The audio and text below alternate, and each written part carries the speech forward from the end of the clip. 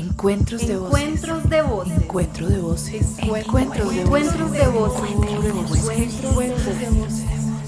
Encuentro de voces. Esta historia te la escribo a ti, desde mi intimidad a la tuya. Cuando la tierra se siembra. Hay momentos en la vida en los que deseamos que todo sea diferente. Y no sabes cuántas veces soñé despierta que así fuera. Me sentía como una semilla sin tierra, sin lugar, casi como si no encontrara un pedacito para crecer y la verdad es que no me sentía con fuerzas para buscar. El silencio fue un refugio, uno de los más cómodos e incómodos a la vez, muy parecido a la sensación que da la profundidad del mar. Estás debajo del agua y de repente te sientes una con lo que hay allá abajo. Escuchas el silencio y de repente perteneces.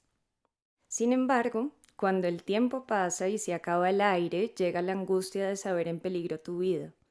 Te recorre el desespero por querer tener algo que no tienes y que necesitas para existir.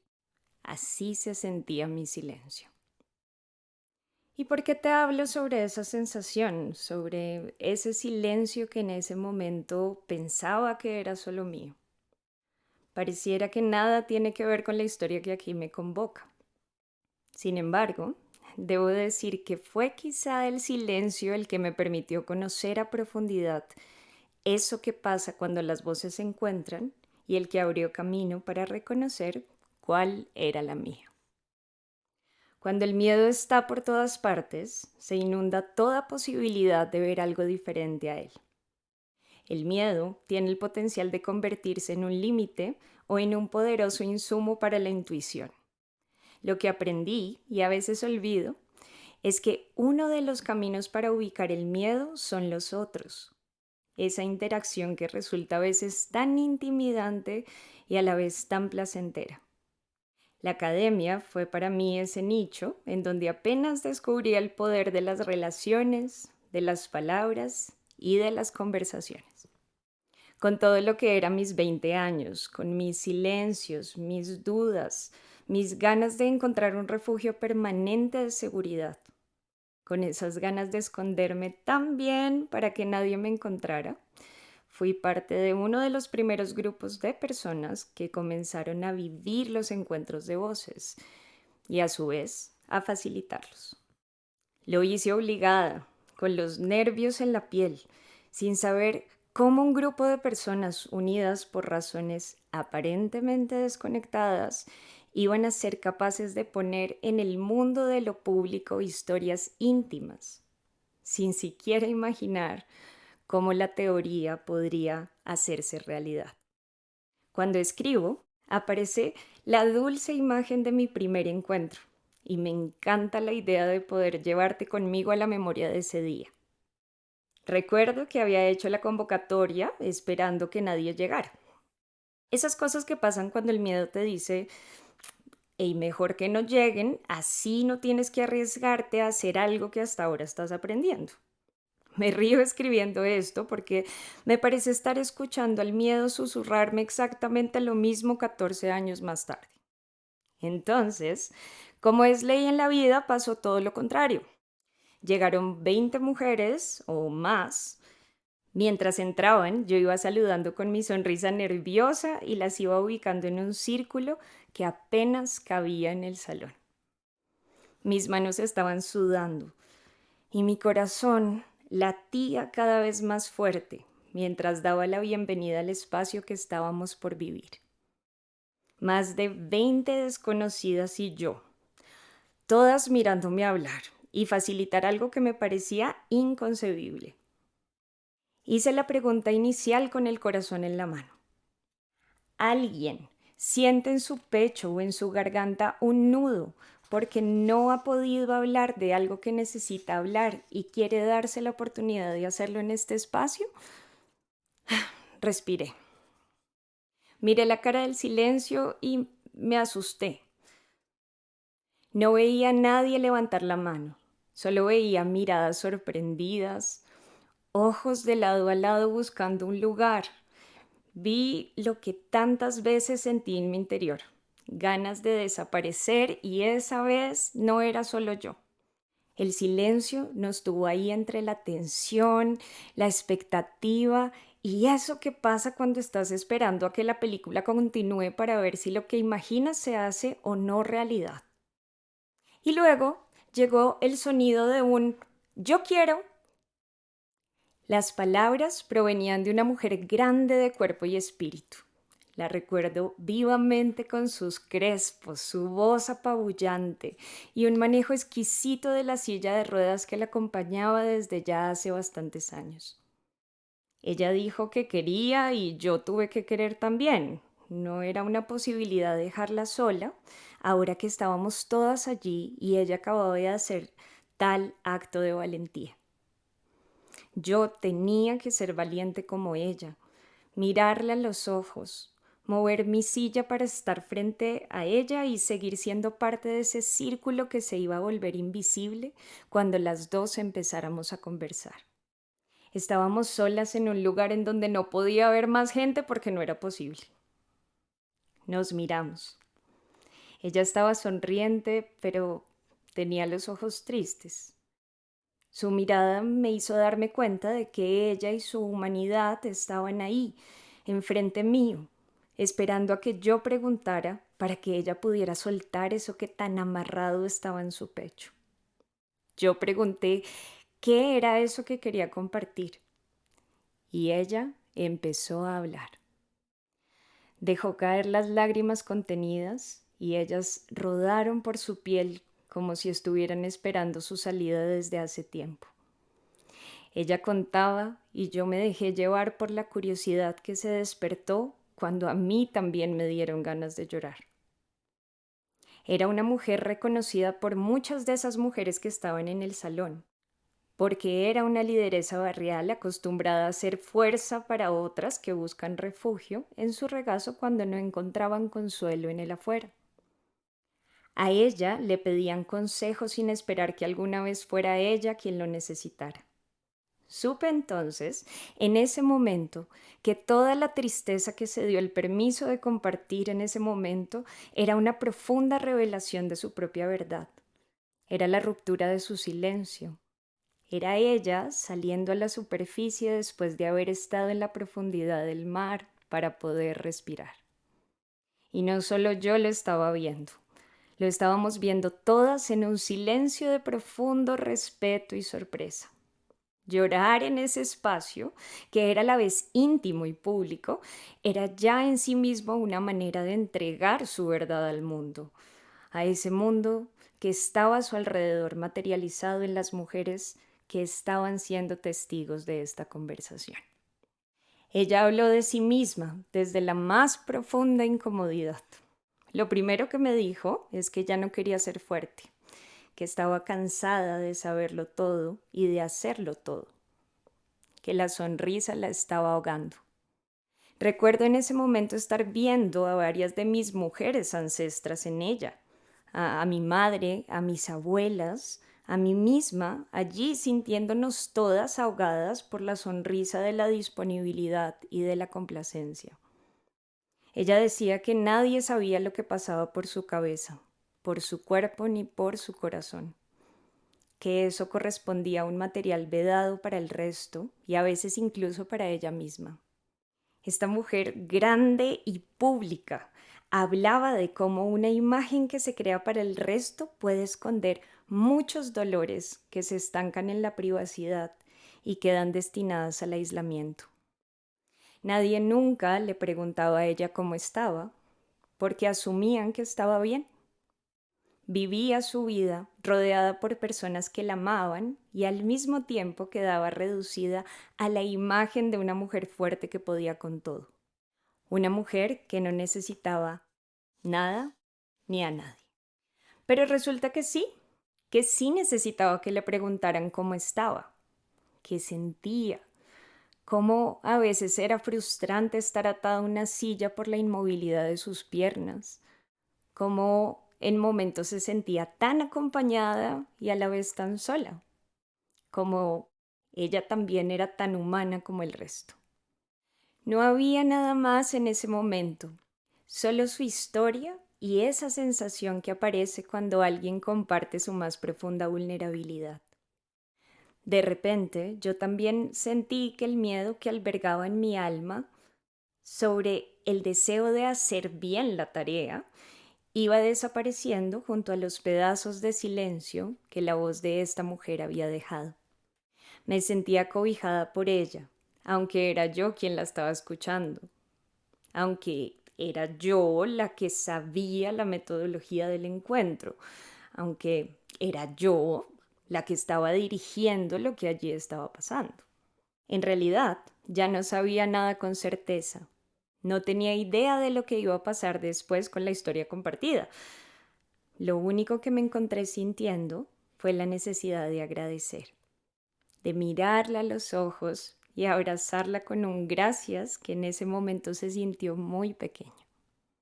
Tras terminar la conversación, hicimos este gesto que en teoría suena insignificante, pero que en ese momento se sintió como un acto de transformación reveladora. Girarnos, para que en vez de mirarnos entre nosotras, pudiéramos ver al resto del círculo. Ya no éramos ella y yo en un espacio que parecía estar fuera del alcance de las demás.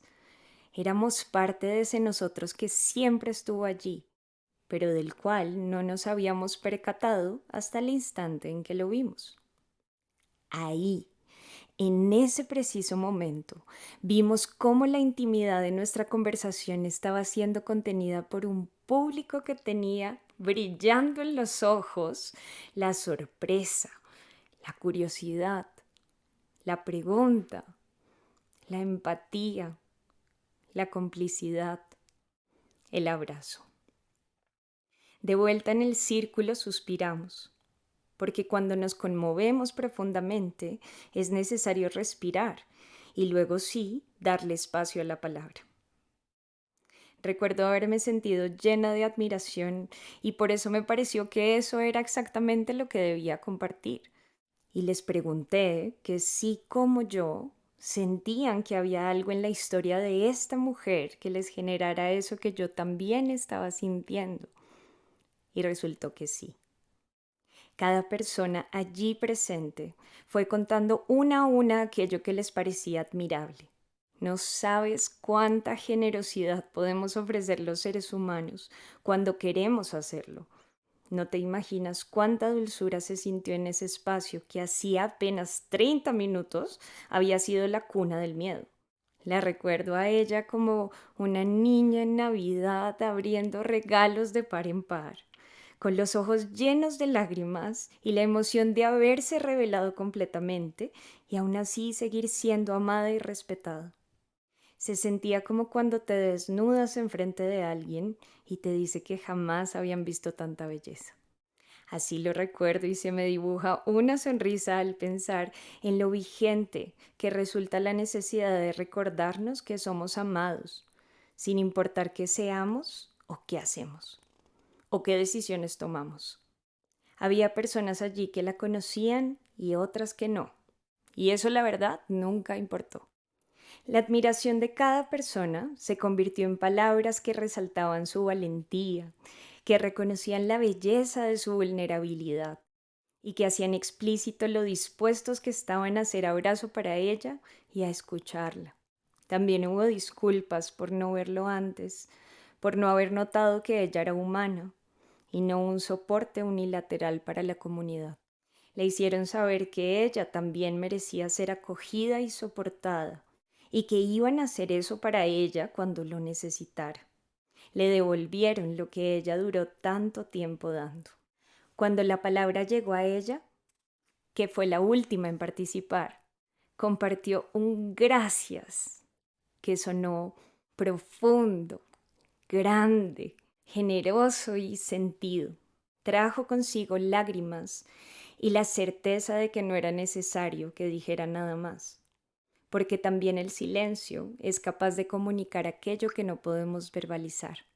Era claro que ella estaba dando gracias, porque por primera vez, desde hace quién sabe cuánto, se sentía vista y completamente amada. Voy a hacer una pausa en esta historia para contarte lo que ahora veo que en ese instante comencé a aprender. Las palabras tienen el poder de acariciar el alma, y ese poder lo tenemos sin saberlo. La decisión de nombrar aquello que admiramos de otro, aquello que reconocemos y que valoramos genuinamente de la experiencia de otro ser humano que habita este planeta, es un acto de resistencia. Y déjame compartirte por qué. No vivimos en una cultura en la que sea intuitivo pensar y sentir para qué somos buenos. Al contrario, nos repiten una y otra vez que algo siempre nos falta. La constante de la insuficiencia aparece latente en el discurso colectivo, porque a pesar de todos nuestros esfuerzos, pareciera que sentirnos satisfechos es una carrera de largo aliento. A veces cansa y es doloroso seguir andando la vida cuando al final de cada día te queda faltando una larga lista de cosas que debería haber hecho pero no hice. Y una constante narrativa que te repite que trabajaste todo el día y no hiciste nada. Y una que dice que aunque te esforzaste mucho, no valió la pena. Esta narrativa dominante que atraviesa las venas de nuestra sociedad y configura la manera en la que observamos, en la que medimos los esfuerzos de los demás y los propios. Es un lente a través del cual nos enseñaron a ver la vida y que define nuestra valía. Es por eso por lo que nombrar a viva voz lo que admiras de alguien es una resistencia a esa mentalidad colectiva que se activa en automático en la experiencia individual. Es entregar nueva información que recuerda a quien la recibe, si la recibe, que hay otras visiones que complementan la propia y que ponen en conversación nuevas variables a considerar, que pueden indicarnos que en efecto somos suficiente, hacemos suficiente y que eso es apreciado por quienes están a nuestro alrededor. Quizás estés pensando que puede haber algo de condescendencia en el gesto de admirar o reconocer a otro, que las personas dicen lo que puede hacer sentir bien y no aquello que es verdad, porque la verdad tiene que ser dura, porque la verdad duele, es directa, es puntiaguda, es frontal, y si no, no es posible que tenga la connotación de verdad, ¿verdad? No. El aprecio nos deja ver que la verdad también puede ser blandita, dulce, cercana, cálida, y no por ello ser menos honesta, clara, precisa y real. He ahí entonces cuando podemos hablar de resistencia, porque ponemos en el espacio de lo público el valor que tiene apreciar con las palabras y lo mucho que nuestra humanidad necesita recordar que el valor no se busca, sino que ya se tiene. Con esto termino esta pausa. Uno de los mayores regalos que me dio el facilitar y llevar conmigo los encuentros de voces fue el valor de la mirada que aprecia y admira. El saber que yo podía con mis palabras y mis preguntas facilitar que la gente pudiera compartir esta verdad de la que no se suele hablar y que todos necesitamos escuchar.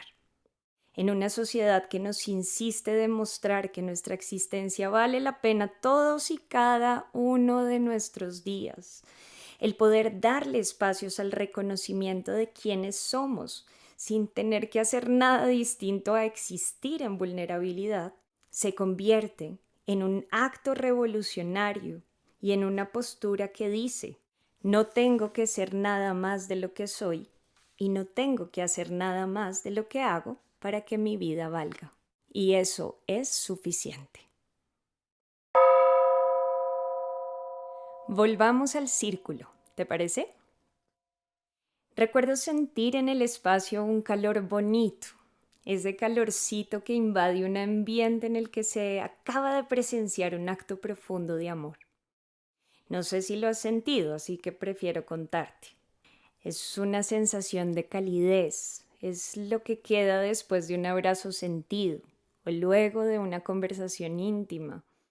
O eso que pasa después de jugar con toda libertad como niños o con los niños. Imagina que fue como si de repente esas más de 20 mujeres y yo estuviéramos reposando bajo el sol. Quizás sea una buena manera de explicarlo.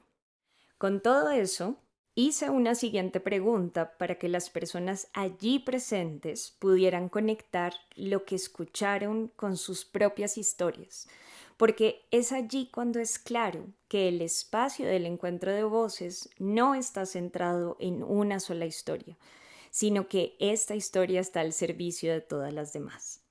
Les dije entonces que yo me estaba sintiendo inspirada y pregunté si eso era lo que estaba sucediendo, si era verdad que había un ambiente de profunda inspiración. Parecía que sí, y les pedí entonces que compartieran qué les inspiraba de lo que habíamos acabado de vivir con respecto a sus propias historias, dolores y silencios.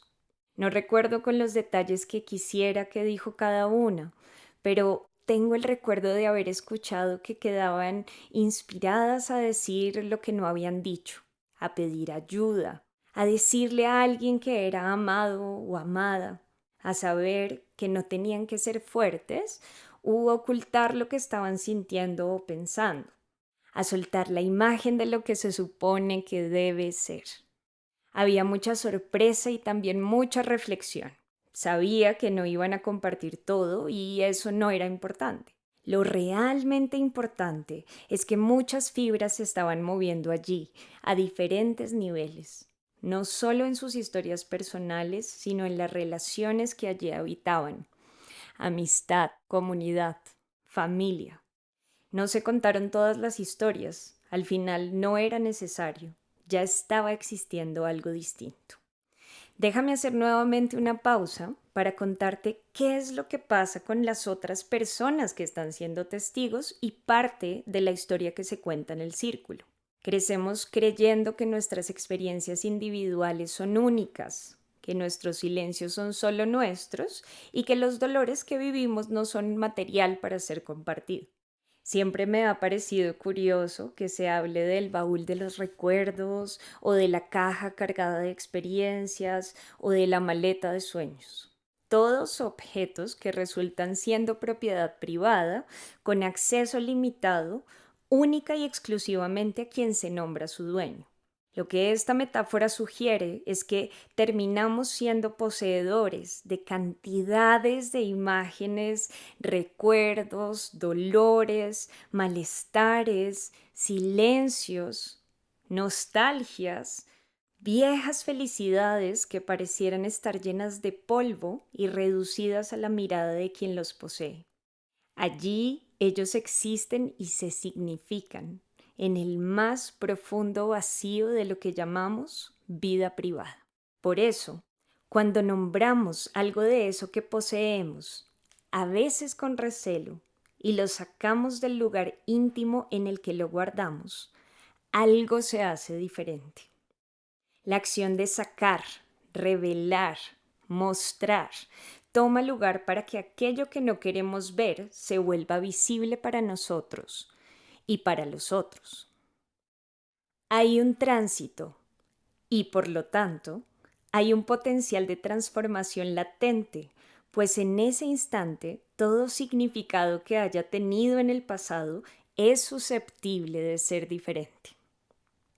Ahora bien, imagina que estamos todas en el círculo siendo testigos de cómo una persona comienza a sacar de su maleta personal algo que jamás le había mostrado a nadie y comienza a hablar de cuánto dolor y peso le está generando.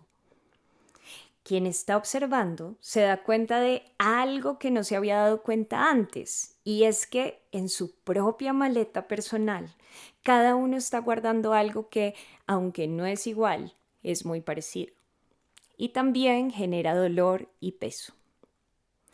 Llega la sorpresa y con ella la noción de que, aunque quienes están allí no comparten la misma historia, ni el mismo dolor, ni la misma experiencia, sí hay algo que es transversal a sus humanidades, ciertas creencias y prácticas compartidas que no sabíamos que eran colectivas. Algo pasa cuando experimentamos el nosotros. Hay una cierta sensación de que algo mágico sucede, casi como si de repente una información que ha estado aislada en la experiencia vital individual se conectara, como si entendiéramos algo sin saber exactamente qué es. Hoy te puedo decir que quizá lo que comprendemos es que no estamos solos en el proceso de descifrar cómo vivir más ligeros. No tenemos que resolverlo mirando el techo o en el movimiento de las noches sin sueño. Vemos que no somos los únicos que están ahí en la duda, en el miedo y en el silencio. Cuando esa persona se expone, casi que todos en el círculo nos sentimos tan valientes como para mirar nuestras propias maletas, meter la mano y sacar lo que corresponde para ofrecerlo y ponerlo en la mitad del círculo también. Y cuando eso pasa, ya no sabemos qué es de quién y no importa, porque lo que se va a devolver para cada uno después de compartir la palabra en el círculo ya está transformado. Para este punto los nervios eran historia del pasado. Estaba sintiendo tan bonito que ya no quedaba nada más que hacer sino agradecer y cerrar. Recuerdo pensar que no necesitábamos hablar más, ya había sido suficiente. Sin embargo, era preciso recoger el eco de la experiencia en cada una de las personas que compartimos ese momento. Las mujeres, una a una, fueron diciendo una palabra con la que terminaban el encuentro de voces. Hubo mucha sorpresa, alegría, tranquilidad, mucha sinceridad. Una vez concluimos, agradecí. Les dije que esa experiencia que habíamos vivido juntas se llamaba Encuentro de Voces y que era la primera vez que yo tenía la oportunidad de facilitar uno. Agradecí porque me habían permitido sentirme acompañada en el miedo, porque me habían tomado de la mano y me habían ayudado a saber que sí era capaz y que eso era un preciado regalo que jamás olvidaría. Quiero contarte que la gente fue saliendo, no sin antes abrazarla a ella, abrazarse entre ellas y abrazarme a mí. El afán con el que llegaron algunas porque no se podían demorar se convirtió en eso puede esperar. Y sí que pudo esperar. Así aprendí también que los abrazos son más importantes que cumplir, son más reconfortantes. Ella y yo tuvimos nuestro abrazo, por supuesto, nuestras gracias mutuas y en nuestras miradas mucho más de lo que las palabras pueden expresar. Hoy, que escribo esta historia para ti y para mí, quiero honrar la vida de todas aquellas personas que compartieron conmigo ese momento y les mando amor donde quiera que estén, porque ellas y ellos sembraron conmigo en la primera tierra fértil de los encuentros de voces. Allí estuvo completa la primera siembra. Ya no era yo una semilla sin tierra. Crecer y florecer. Crecer para mí ha implicado editar. Editar quiere decir recortar lo que sobra, volver a lo sencillo. Sencillez es volver a la palabra fácil y al abrazo. La conceptualización me agota y me enreda. Hay otras maneras más simples de sumergirse en la profundidad. Después de contar esta historia, lo que me queda es quizá recoger algunos de los mayores aprendizajes que han dejado en mí los encuentros de voces. Lo hago porque crecer es aprender y viceversa. No podría terminar este capítulo sin volver a lo sencillo y sin poder materializar en las palabras de esta narración lo que en mi cuerpo se ha quedado. No me voy a remitir a conceptualizaciones, porque el alma de lo que encuentras en este libro no reside allí. Aun cuando toda la estructura del encuentro de voces se sustenta en nodos teóricos que se articulan para darle sentido, su existencia radica en un ejercicio intuitivo, una observación profunda y un deseo genuino de crear espacios más humanos, sensibles y no por ello menos cuestionadores.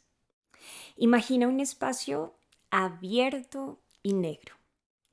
Desde el fondo, como si fueran cuerdas de una guitarra, vienen líneas iluminadas en movimiento recto hacia adelante, cada una de un color y potencia de luz distinta. Ahora imagina que en cada una de esas líneas habita una voz. Cada una resuena con fuerza y con independencia. Cada una tiene un tono, un volumen y un sonido tanto especial como particular. Cuando leemos, la voz de esa persona detrás de las líneas suena y la voz de quien lee también lo hace, formando un acorde en conjunto. Está tu voz y la de la persona que está detrás del texto en una conversación que no es síncrona y que sin embargo pasa en un presente compartido, al menos para una de las dos partes. Imaginamos y sentimos como si esa persona que no vemos y que no conocemos estuviera al lado tomándose un café con nosotros mientras escuchamos atentamente. Esa persona, desconocida y lejana, se vuelve parte de nuestro presente.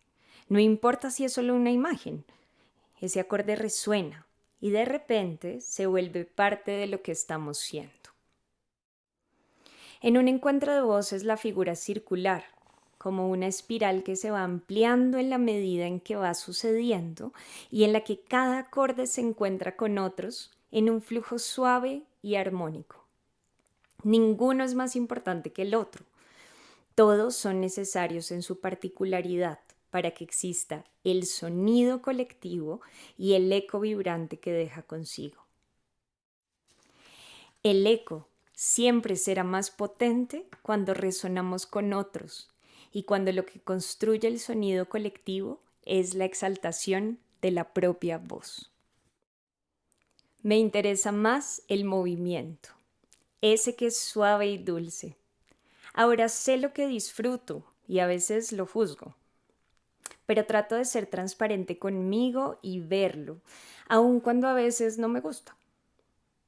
Sé que también soy posesiva, me gusta controlar y me da rabia que las cosas no salgan como me gustan.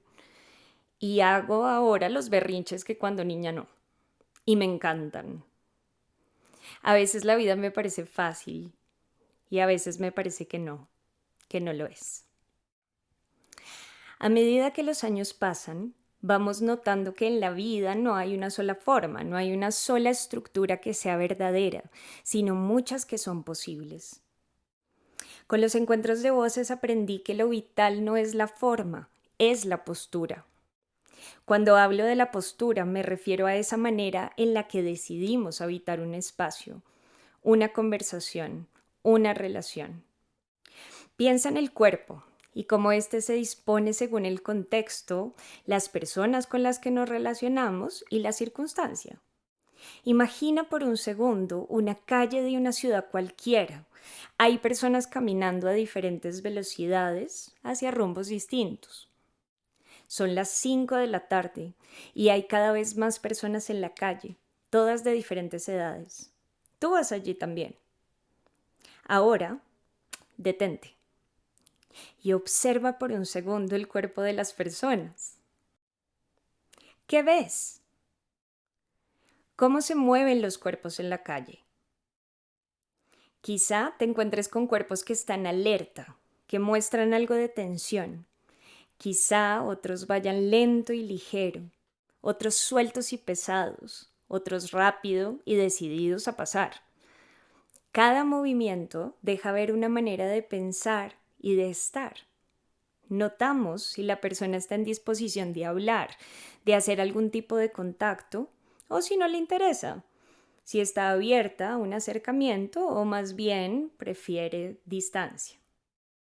Vemos cómo pensamos. En el encuentro de voces somos desconocidos. No hemos compartido un vínculo previo y pareciera que ese pudiera ser un obstáculo para la confianza, y sin embargo no lo es. Habitar ese espacio compartido es ya una decisión, pero quedarse bajo la invitación a asumir una postura común es otra. Estar allí implica una postura de receptividad y apertura a la escucha, y no a una que busque soluciones o que responda con consejos. Es una escucha propia de lo que pasa en ti mientras escuchas a otros. Por eso, hablar desde la propia experiencia se convierte aquí en un no negociable. Decidir estar ahí es tanto personal como político, pues estás aceptando tomar una postura que no es la que hemos aprendido. Nuestra cultura nos ha enseñado a escucharnos para responder, a que no está bien compartir tu vida privada con desconocidos, a que la confianza se construye con el tiempo y a que guardemos lo que duele porque hace parte de nuestra intimidad. Cuando decimos que sí y nos quedamos, decidimos arriesgarnos a ponernos en una postura distinta a la que tenemos. Nuestra disposición cambia, nos abrimos a que una historia ajena tenga todo que ver con la nuestra. Nos decidimos a compartir en el presente nuestra más profunda intimidad y volver a nosotros la mirada. Hablar desde lo que vemos y poner al servicio nuestra experiencia para quienes están escuchando. Cada persona que decide estar allí también es parte de una declaración colectiva que apela hacia distintas direcciones. La primera, en que la confianza se genera fácilmente, cuando a pesar del miedo compartimos vulnerabilidades. La segunda es que el movimiento de sacar de la vida privada nuestros dolores y malestares al mundo de lo público es liberador, cuando sabes que nadie va a intentar salvarte o darte consejos desde un lugar de experticia que no tiene lugar.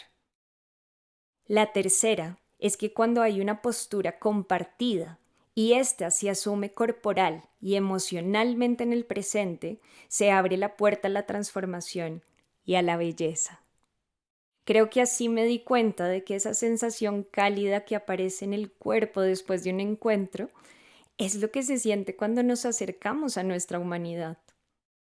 Y bueno, ahí los cuerpos son otros, blanditos, abiertos, cálidos. Al cambiar lo que pensamos, cambia el cuerpo y con él la postura. Comparto mi voz cada vez con más ligereza y contundencia. Ya no sé cuándo dejé de castigarme por decir lo que no debía. Confieso que hay momentos en los que creo que se me olvida lo que sé. Cuando recuerdo, veo que el saber está en el cuerpo y ese es el que permanece. Me gusta crear, creer y sentir. Cuando no veía el poder de la vulnerabilidad, me generaba vergüenza. Cada paso que me ha implicado ser, lo he podido sentir y reconocer como un acto político. Soy consciente de que nuestras relaciones son como redes neuronales y que es preciso verlo para entender más profundamente el flujo de nuestras realidades. Ya no soy la que fui y estoy segura de que no seré la que soy. Ya no soy la que fui y estoy segura de que no seré la que soy. Ya no soy una semilla sin tierra, tengo un lugar. Y ese se ha transformado tanto que no hay manera de definirlo, solo de acogerlo e ir aprendiendo mientras disfruto el camino. En mi historia de conocerme, los encuentros de voces fueron una de las maneras en que aprendí lo que se siente confiar en mi intuición. Aprendí a ver mi postura, lo que era para mí valioso y importante. Todo lo que aquí te he contado me ha pasado por el cuerpo, por mi ser más sensible y por las fibras que hacen parte de lo que soy. Esta expresión de lo que pasa por el cuerpo la encontré aquí, en la aventura de ser parte de los encuentros de voces y de poder crear con ellos. El aprendizaje, para quedarse, necesita sentirse. Si no te atraviesa y no te mueve adentro, es posible que eventualmente se pierda.